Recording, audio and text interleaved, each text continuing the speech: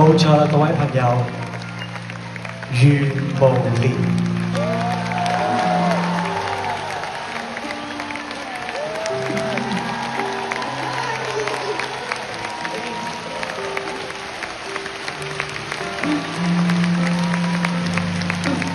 我想問你冇呢有啲女仔咧，通常接受訪問啊或者唱歌咧，就首先會講啦，唔好你企喺我左邊，我呢邊靚啲，或者你企我右邊，咁你中意我企喺你邊啊？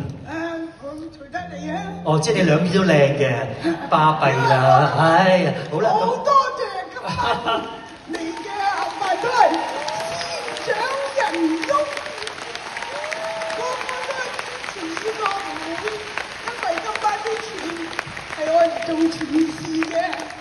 冇錯，冇啲你講得好啱，我哋今晚咧每位朋友咧都係嘅善長人翁嚟嘅。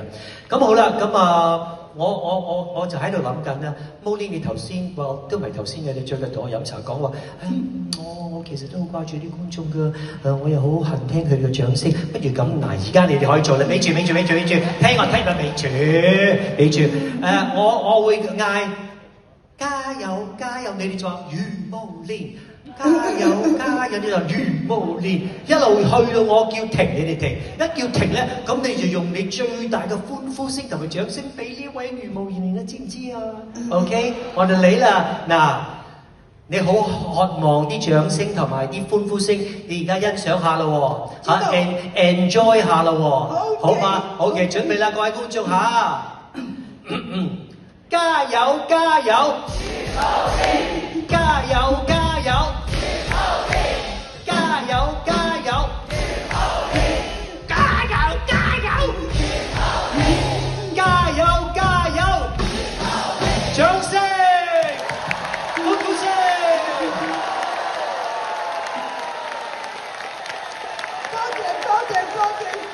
多謝你哋嘅掌聲。有人嘅地方就會發現愛，有愛嘅地方就會發現余慕蓮嘅身影。當年佢將退休金拎去內地貴州，起咗一間小學，令山區小朋友有書讀。近年佢又決定將自己住嘅旺角香閨喺佢百年歸老之後，送俾東華三院，將賣屋嘅錢攞嚟做善事。咁人美心善，難怪歌手賈思樂喺今年2月中嘅個人演唱會，都特別有一個環節向余慕蓮致敬，仲叫全場觀眾向余慕蓮講加油，氹到余慕笑逐顏開啊！最近余慕個印傭姐姐家有喜事，要請假1個月，翻去家鄉嫁女。咁余慕呢個獨居老人唯有搬去老人院暫住1個月。呢間老人院係由大王安德尊幫余慕打點張羅，大王仲好豪氣，呢1個月嘅住宿費用全部由佢包起，余慕1毫子都唔使出。有艇搭 Billy 呢一日特別去到老人院探望余慕，佢住咗喺一間單人房，1張床加1個櫃。平日個消閒活動就係同啲院友打下衛生麻雀，1蚊1鋪。